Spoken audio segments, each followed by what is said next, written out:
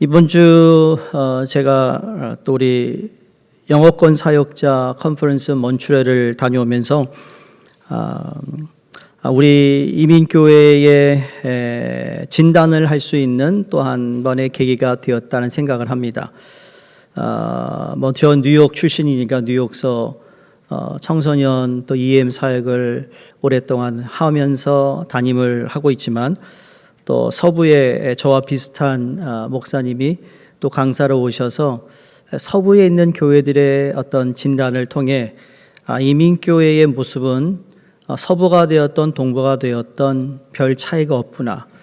조금 더 서부가 앞선 면이 있죠. 그 이유는 이민이 역사가 길기 때문에 우리보다 먼저 경험을 했지만 그러나 지금 이민교회의 상황은 밝지 않지만 그러나 이민교회가 마지막 해야 할 일이 무엇일까? 그거는 뉴욕 성결교회가 늘 외쳐오던 차세대에 대한 관심이 말로만 차세대가 아니라 4세대를 위한 실적인 일들을 해야 되는 때가 되었다라는 겁니다. 지금 앞으로 10년 안에 이 일들을 우리가 하지 못하면 그 다음에는 더 어렵고 힘든 때가 온다는 것을 느끼면서 저에게도 큰 도전이 됐습니다. 우리 성도님들 어떻게 보면 지금 이민교회는 1세, 2세, 3세가 어울려 있습니다. 그래서 1세 분들의 희생과 헌신의 바탕에 2세가 세워졌는데 그 2세의 헌신이 1세보다는 약하지만 우리 교회에 아직도 남아있는 2세, 근데 2세만이 문제가 아닙니다. 2세가 세워지지 않으면 3세는 없습니다. 그래서 이 3세대가 함께 어울리는 교회가 되기 위해 여러분이 기도하셨고 이번 여름에도 저희가 작년부터 기빙출이며 VBS며 여름 연합 수련회며 선교를 다녀온 것도 그런 취지가 있는 겁니다. 우리가 함께 사역을 한다는 거죠. 우리 여기 영어권 집사님도 앉아 있지만 First generation, second generation, third generation, we need to work together. We can't do it alone. First generation may provide the platform, but there's no willingness to sacrifice and learn from the first generation. There is no third generation in Korean American Church. That is a fact. 그걸 우리가 잘 이해하고 이것을 어떻게 우리가 헤쳐나가야 될지 우리 모두 기도하면서 협력을 해야 될 줄로 믿습니다. 기회가 되면 1세, 2세, 3세의 연결고리를 어떻게 할 것인가 여러분에게 말씀으로 전할 생각입니다. 제가 이번 주에 잠시 쉬지만 쉴 수가 없는 것이 다음 주가 우리 연합 예배예요. 1세, 2세, 3세가 다 있는 자리에서 제가 어떤 말씀을 전할까 지금부터 생각하고 기도하고 있어요. 휴가가 아닌 거죠. 주일을 빼먹어야 휴가인데 그렇죠? 자, 사도행전 9장은 사울에 관한 이야기로 시작이 되었습니다. 그릇된 자기 신념에 사로잡혀 진리를 대적하던 사울이 어떻게 주님을 만났으며 다메섹과 예루살렘을 거쳐 자신의 고향인 다소로 가기까지 어떤 일들이 있었는지에 대하여 지난 31절에 이르기까지 소상하게 우리가 보고 또 말씀을 묵상했습니다. 오늘 사도행전 9장 마지막 단락인 오늘 본문은 이제 사울에게 이러한 일들이 일어나고 있는 동안 베드로는 무엇을 하고 있었는지를 우리에게 전해주고 있습니다. 마치 한국 드라마 같아요. 지금 모녀 간에 지금 막 갈등이 있는 거예요. 예? 그런데 이 또 다른 집안에서 또 똑같은 비슷한 안 좋은 일들이 벌어지고 있는데 어떤 그런 것이죠. 그래서 하나의 영화 한 편을 보는 것 같아요. 그래서 오늘 본문에서 32절과 36절을 보시면 각각 다른 사건을 우리에게 기록해 놓고 있습니다. 32절에 그때 베드로가 사방으로 두루 행하다가 루다에 사는 성도들에게도 내려갔더니 그리고 36절에 요빠에 다비다라 하는 여제자가 있으니 그 이름을 번역하면 도르가라 선행과 구제하는 일이 심히 많더니 자 베드로가 예루살렘 북쪽 지중해 연안 도시인 여기 루다와 요빠 이르기 전에 이미 그곳에 크리스천이 있었다라는 것을 알게 됩니다. 베드로가 예루살렘 교회의 제일 큰 지도자로서 이제 베드로가 그 본문에서 그 도시들을 찾아간 이유는 언제 누구에게 복음을 받았으며 그들이 받은 복음이 정말 예수 그리스도의 복음인가 아닌가를 확인하고 싶은 마음도 없잖아 있었던 것입니다. 그런데 누가 이들에게 복음을 전했을까라고 물었을 때 사도행전 8장에 보면 빌립 집사가 활약을 했더라는 것을 우리가 보게 됩니다. 최초로 사마리아 성에 복음을 전한 헬라파 유대인이 빌립 집사입니다. 그뿐만 아니라 에디오피아 여왕 간다게의 신하에게 세례를 베품으로 누구보다도 먼저 이방인에게 복음을 전한 크리스찬이 바로 빌립 집사였습니다. 이와 같이 빌립 집사의 행적을 소개하고 있는 것이 사도행전 8장 40절에 이렇게 기록합니다. 빌립은 아소도에 나타나 여러 성을 지나다니며 복음을 전하고 가이사랴에 이르니라. 그러니까 빌립은 사마리아 성과 여러 이방인인 여러 에티오피아의 대신에게 복음을 전하는 것으로 그냥 만족한 것이 아니라 아소도 근처의 여러 성, 즉 예루살렘 북쪽에 있는 지중해 연안 도시들을 다니면서 주님을 증거했습니다. 그러면 그 지역에 속해 있는 루다와 그 다음에 여기 욥바의 사람들이 빌립으로 인해 주님을 믿게 되었다라고 우리는 능히 짐작할 수 있다라는 것입니다. 이로 미려 볼 때 베드로는 여전히 헬라파 유대인이 복음의 씨를 뿌린 지역을 찾아다니고 있는데 예수님이 부탁하신 땅끝까지로 내 증인이 되라 하시는 이 최상의 최후의 지상의 최후 명령을 주님께로부터 직접 들었던 장본이었건만 아직 이방을 향해 나아가는 복음의 개척자가 되기보다는 타인이 닦아놓은 길을 그냥 따라가고 있는 모습을 보게 됩니다. 성도인들, 우리는 하나님이 쓰시는 사람이 그때마다 다 있습니다.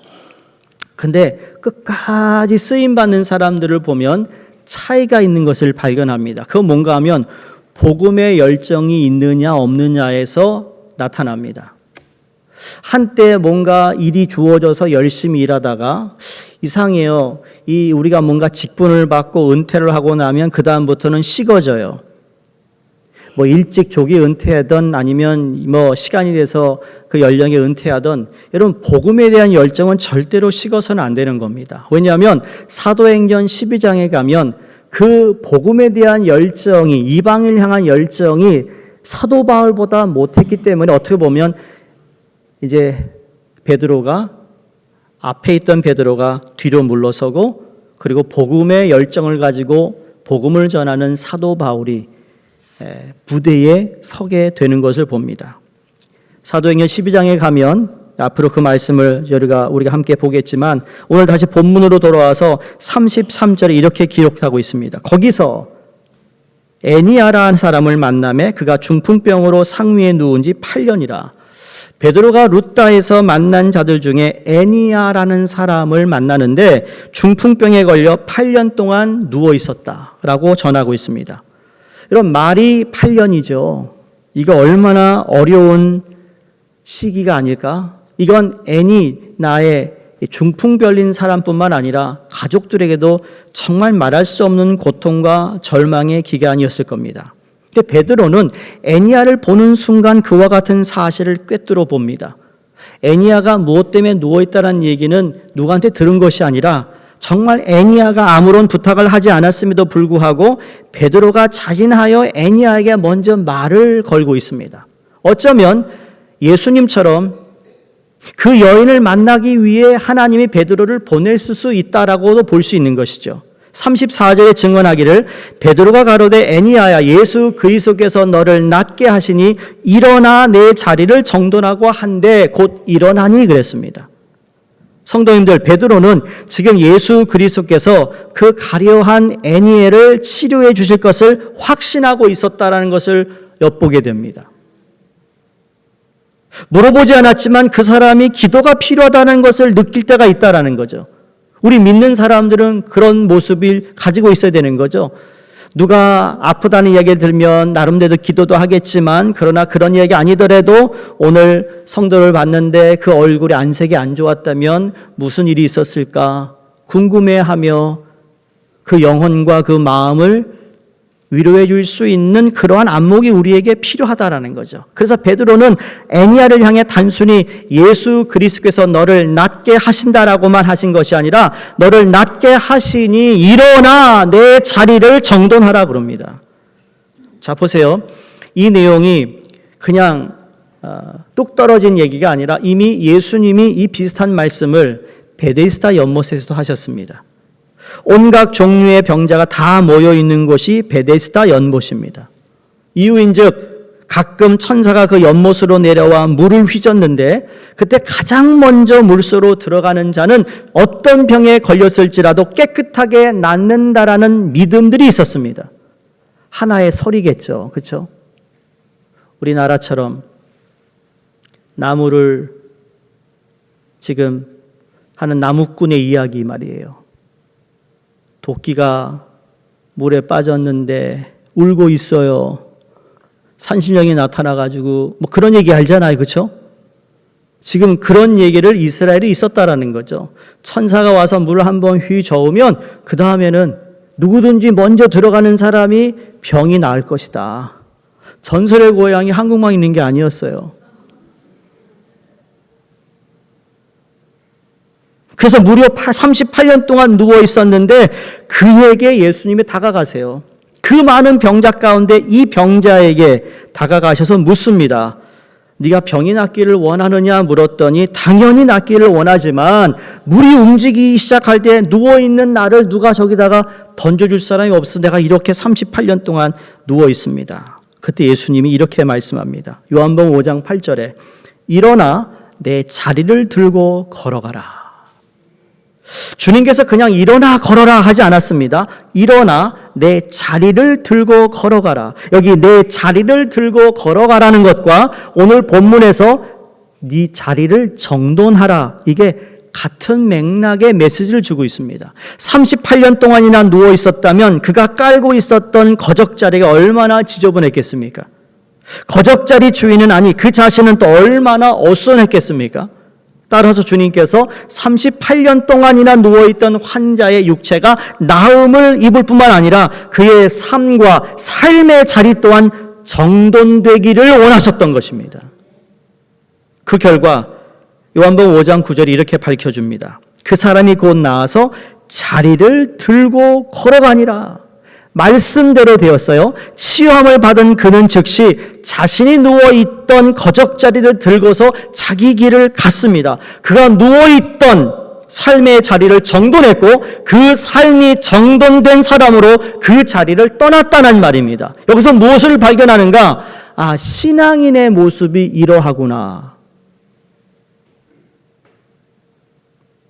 여러분, 정돈되지 않은 아직까지 여러분의 삶의 모습이 있으세요? 교회는 잘 다니고 있어요. 정돈되지 않은 내 감정 컨트롤, 정돈되지 않은 내 생각, 정돈되지 않은 내 시간 관리, 정돈되지 않은 내 경제, 이게 문제인 거예요, 솔직히. 교회는 잘 다녀요. 신앙이 무엇일까? 신앙은 어떤 모습으로 보여줘야 될까? 성경 들고 교회를 잘 다니면 신앙인으로 봐야 될까? 그런가요?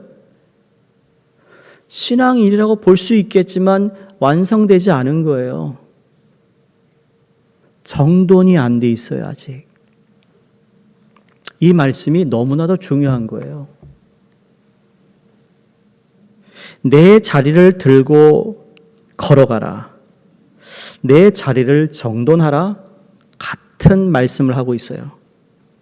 이와 같은 사실을 목격했던 베드로는 지금 루다에서 자신이 주님으로부터 배웠던 대로 애니야에게 말했던 겁니다. 애니야야, 예수 그리스도께서 너를 낫게 하시니 일어나 내 자리를 정돈하라. 우리의 육신이 아프면 말이죠, 모든 게 귀찮아져요. 내 몸이 피곤하면 귀찮다니까요. 그렇게 되면 정돈이 안 돼요. 혼란스러워요. 내 주위가 정돈 안 되니까 일이 잡히지가 않아요. 그런 분들 있잖아요. 그럼에도 불구하고 주님 우리에게 일어나 걸어라. 너의 자리를 정돈하라라고 말씀하고 있다라는 겁니다. 자, 그러면서 그 다음 스토리가 비슷합니다. 36절에 다비다라 하는 여제자가 나옵니다. 이름을 번역하면 도루가라고 하는데 여기 욥바는 룻다에서 약 10마일 정도 떨어진 곳입니다. 텔 아비브라고 오늘날 부르는데 욥바가 지금 텔 아비브에 있는 겁니다. 이 다비다라고 하는 이름은 히브리 말이고 헬라어로 할 때 바로 도루가라고 하는 거예요. 이 뜻은 사슴이라는 의미를 가지고 있어요. 고대 이스라엘에서는 이 동물 사슴이 매우 긍정적이고 아름다운 대상을 비유할 때 사용했던 대표적인 동물입니다. 여러분, 사슴이 가지고 있는 이 온순하고 평화로운 이미지 아시잖아요? 어렸을 때나 어린아이나 어른이나 이렇게 가면 일본에 나라라는 곳이 있어요. 나라는 옛 에도성이 있었고 거기 일본 수도가 나라였어요. 그 나라에는 그 오사카 캐슬하고 비슷한 그 캐슬이 하나 있습니다. 큰 캐슬이. 거기에 가기 위해서는 사슴이 풀려 있습니다. 풀어져 있어요. 사슴들이 이렇게 있어요. 그럼 사슴에게 과자를 줄 수 있는 그 과자를 팝니다. 그 사슴 보면 이야 얼마나 이뻐요. 미국 사슴보다는 동양 사슴이 더 이쁜 것 같아. 미국 사슴은 등치만 커. 근데 우리 동양 사슴은 좀 달라요. 모습이. 그쵸? 동의하세요? 팔이 안으로 굽는다고? 진짜 그런 것 같아요.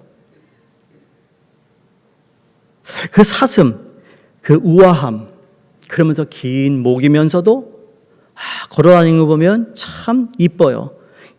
상징. 그래서 이 사슴이라고 하는 의미를 가지고 있는 이름이 도루가라는 겁니다. 근데 이 여인의 이름뿐만 아니라 그 삶이 참으로 이뻤다라는 거죠. 36절에 이 사람은 선행과 구제하는 일이 심히 많더라 그랬습니다. 그리고 다비다를 여제자라고 말하고 있습니다. 성경에서 제자를 성경 원어로 번역해 놓은 거 보면 마데테스라는 단어를 써. 이게 남자들에게 남자 제자 부를 때는 마데테스라고 하는데 여제자는 다르게 합니다. 마데트리아라고 해요. 그런데 마데트리아라는 단어가 신약 성경에 또 나오는가 봤더니 전혀 나오지 않고 유일하게 이 다비다를 이야기할 때 여제자라고 딱 한 군데에 나오고 있습니다. 그러니까 성경 전체에서 이만큼 귀한 여제자가 없다라는 것을 말씀하고 있어요. 저희 교회 다비다 중창단 있잖아요. 그렇죠? 다비다가 뭔지는 아시고 중찬하신 거죠. 의미를 알고 중찬하신 거죠. 자, 다비다가 뭐라고요? 도루가가 사슴. 온유하고 그리고 성품의 우아함을 나타낸다고 그랬어요. 우리 다비다 중창단에 계신 분들 이 이름의 의미를 잘 기억하셔서 다비다와 같이 여제자라 부를 수 있는 헌신의 제자 되시기 바랍니다. 다비다만 아멘 하세요. 다비다 있는 분은 아멘 크게 하시란 얘기예요. 의미를 알고 하자는 거예요. 남이 하니까 하는 게 아니라 거기에 내가 적합한 역할을 하고 있나, 이름에 맞게 살자는 거예요. 그렇게 사시기를 주의 이름으로 다시 한번 축원합니다. 그러니까 다비다는 다른 사람들을 어떻게 도왔어요? 39절에 보니까 바느질로 다른 사람의 속옷과 겉옷을 만들어 주었답니다. 많은 사람이 다비다에 지어준 속옷과 겉옷을 가지고 있었기에 그걸 가지고 왔다고 그랬어요. 베드로. 이렇게 우리를 위해 헌신한 여인이다. 그런데 이 다비다가 병들어 죽었다고 하니까 너무너무 마음이 아픈 거예요. 여러분, 여유롭지 못한 과부들, 그 당시의 과부는 가난한 사람, 소외된 사람인데 이들을 위해 속옷과 겉옷을 지어 주었다면 자기 자신보다 타인을 위한 헌신적인 삶을 살았던 것이 맞습니다. 헌신의 어떤 이 혜택을 받았던 사람들이 다 모여서 울고 있습니다. 그가 죽었을 때 많은 과부가 애통하고 신음했고, 그것도 모자라 10마일 떨어진 곳에 하나님의 사람 베드로가 있다는 얘기를 듣고 베드로를 데리러 간 겁니다. 우리가 다른 사람을 도울 때요, 내가 가진 것이 너무 없어서 또는 내가 할 수 있는 일이 너무 없어서라는 핑계를 가지고 선행과 구제를 하지 않았던 건 아닌가라는 생각해 봅니다. 오늘 본문의 다비다라는 여인을 보면 내가 없는 것을 볼 것이 아니라 내가 가지고 있는 것, 내가 할 수 있는 것으로 다른 사람을 도울 수 있다는 것을 깨닫게 됩니다. 무슨 말이죠? 그 당시에 과부들은 바느질을 못했습니까? 그 당시는 다 집에서 바느질했어요. 바느질하는 여인이 다비다 혼자였냐고요? 그렇지 않잖아요. 그런데 바느질을 통해 이웃의 속옷과 겉옷을 만들어주는 사람이었다라는 겁니다. 이 말씀을 통해 성도님들, 나에게 있어서 바느질이 무엇인가 물어야 합니다. 누구나 다 할 수 있는 것들 여러분 할 수 있잖아요. 그런데 그걸 가지고 나는 어떻게 그것을 사용하고 있느냐를 묻고 있는 거예요.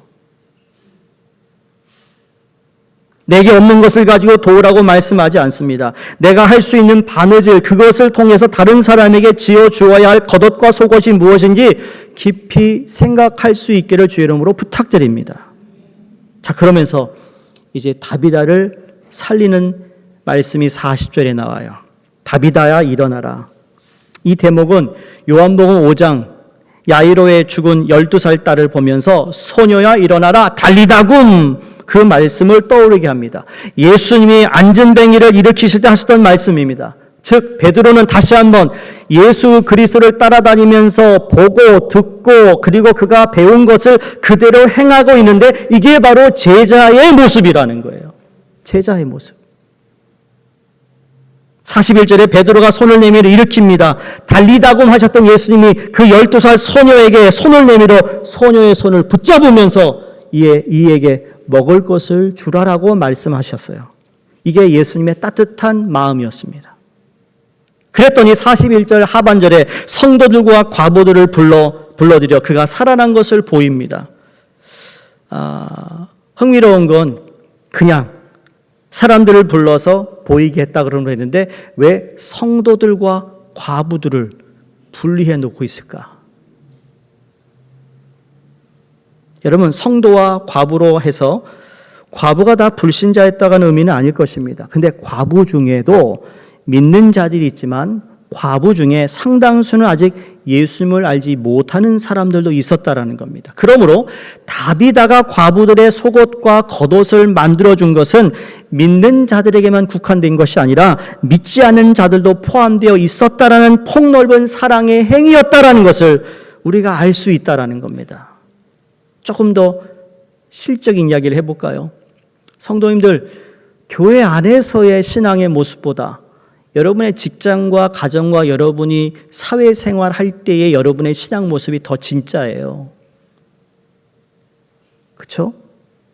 공공장소에 여러분이 함부로 교회를 욕하고 교회 있는 사람을 흉보고 이렇다 저렇다 얘기하는 소리 플러싱 가면 되게 많이 들어요. 식당에 앉으면 꼭 내 뒤에 앉는다니까요. 그 무리들이. 희한합니다. 그때는 제가 그쪽에서 목회를 하고 있었으니까 돌아서면 내 얼굴을 아니까 말을 못하고 이제는 여기 있으니까 좀 할 말 있을 것 같아요. 근데 갈 기회가 없네요. 성도님들, 공공장소에서 말 조심하셔야 돼요. 지금 믿는 사람들끼리 모였잖아요. 근데 그 식당에는 믿지 않는 사람이 더 많이 앉아 있을 수 있어요. 거기서 조심해야 되는 거예요. 거기만 그런가요? 저 푸른 초원도 마찬가지예요. 저 푸른 초원만 그러나요? 초원 갔다 와서 식사할 때도 그런 거예요. 어디든지 제자라면.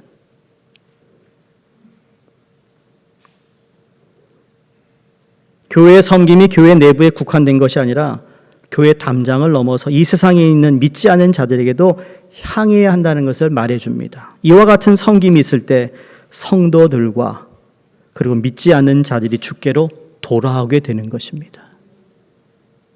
베드로가 왜 갔어요? 단지 고쳐주기 위해 간 게 아니었습니다. 그 일로 인해 예수 그리스도를 증거한 것입니다. 이게 교회입니다. 그게 신자고 그게 성도의 삶이라는 거죠. 42절에 온 요파 사람이 알고 많은 사람이 주를 믿더라. 35절에 룻다와 사론에 사는 사람이 다 그를 보고 주께로 돌아오니라. 할렐루야. 이와 같은 역사가 여러분의 삶을 통해 나타날 수 있기를 간절히 축원합니다. 그럼 어떤 인생이 가장 복된 인생일까? 다른 거 아니에요. 돈 많은 거 복된 인생이 아니라니까요. 권력? 아니에요. 세상 사람 날 다 안다? 그거 복된 거 아니에요. 진짜 복된 거는 주께로 돌아오는 자들이 나 때문에 있다라는 게 복된 인생인 거예요. 여러분의 주신 은사가 무엇입니까?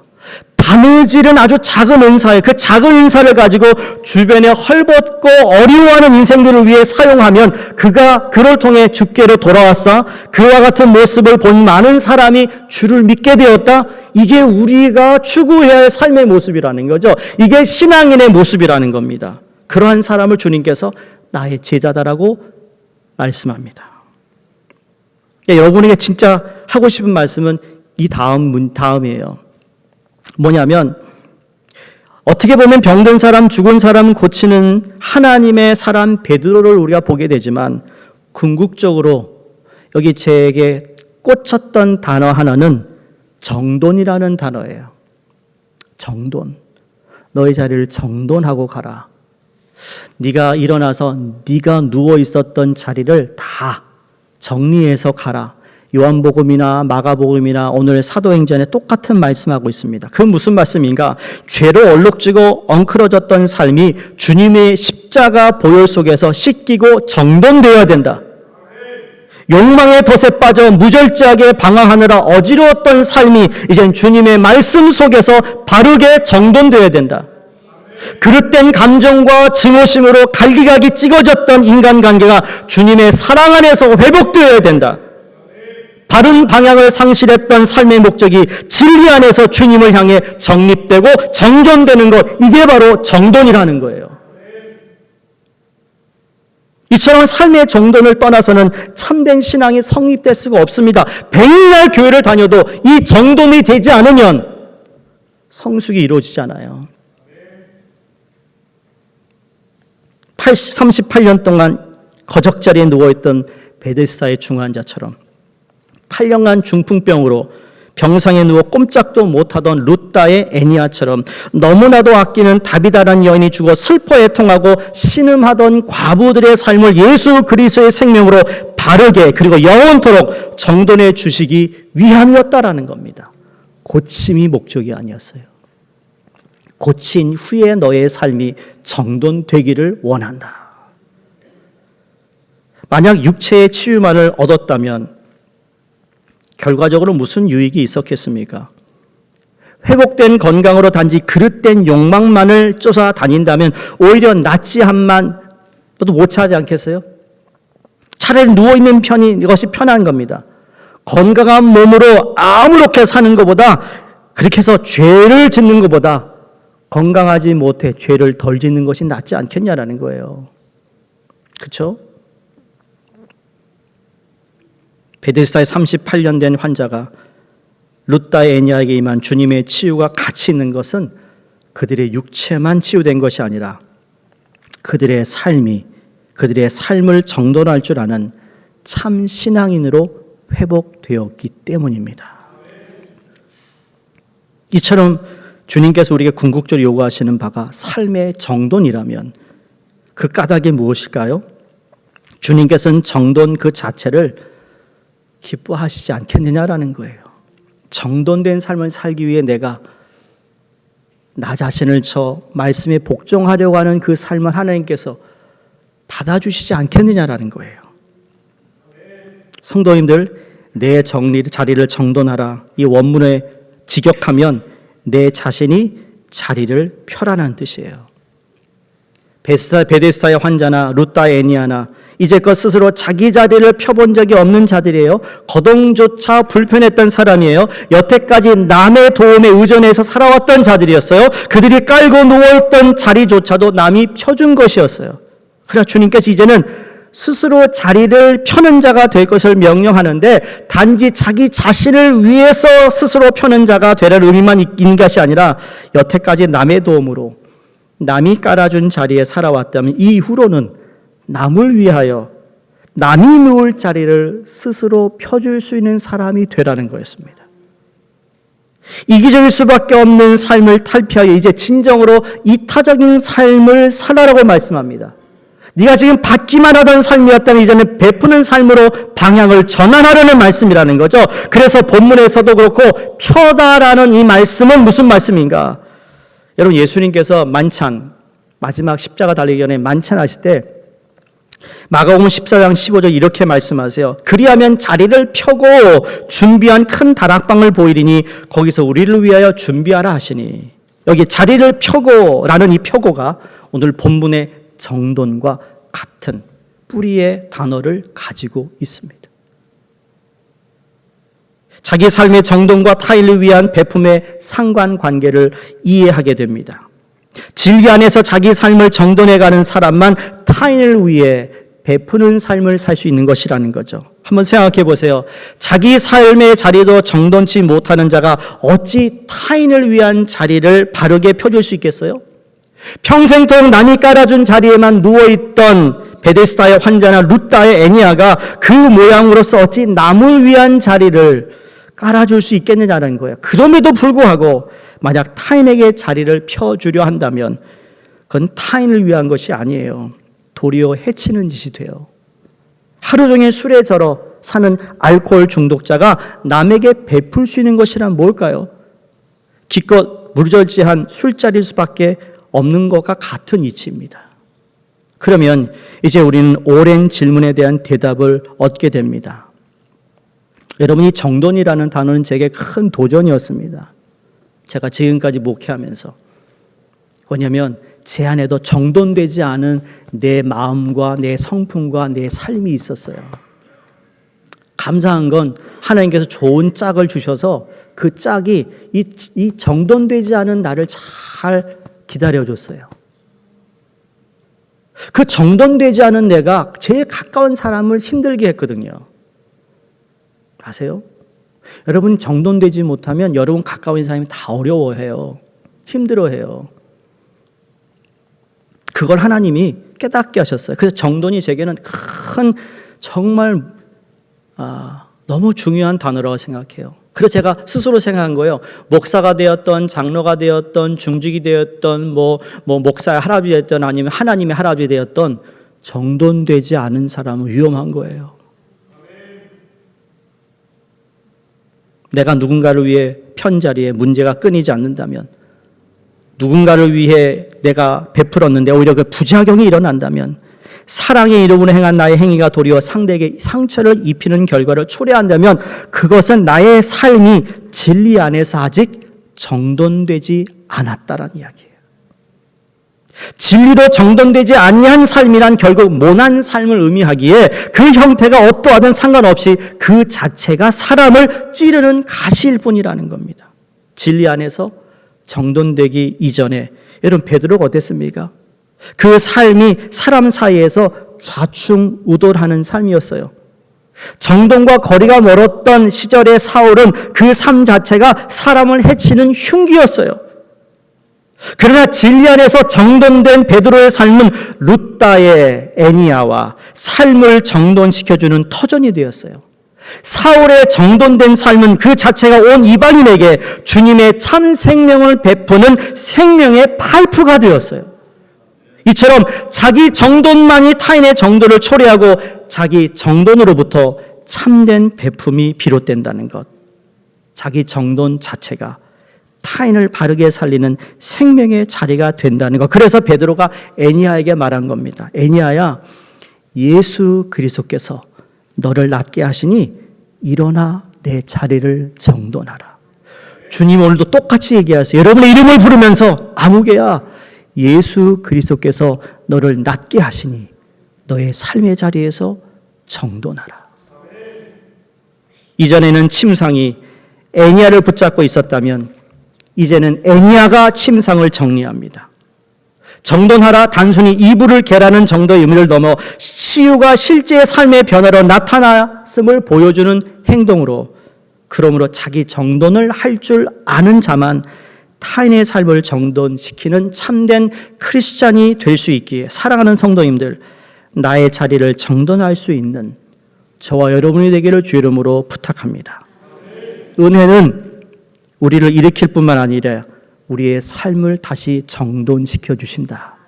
그래서 그리스도의 회복이 일상의 질서와 책임의 회복으로 나타난다는 사실을 기억하며 주님의 제자 마테테스와 주님의 여제자 마데트리아의 삶을 감당해 나는 우리 모두가 되기를 주 이름으로 축원드립니다. 기도하겠습니다. 진리 안에서 자기 정돈이 없으면 나의 사지가 아무리 멀쩡하다고 한들 실은 남이 깔아준 자리에 누워있는 중풍병자 애니와 다를 바가 없음을 일깨워 주시니 감사합니다. 오늘도 나를 부르시사 일어나 내 자리를 정돈하라 하시며 나의 심령을 붙잡아 세워주심을 감사합니다.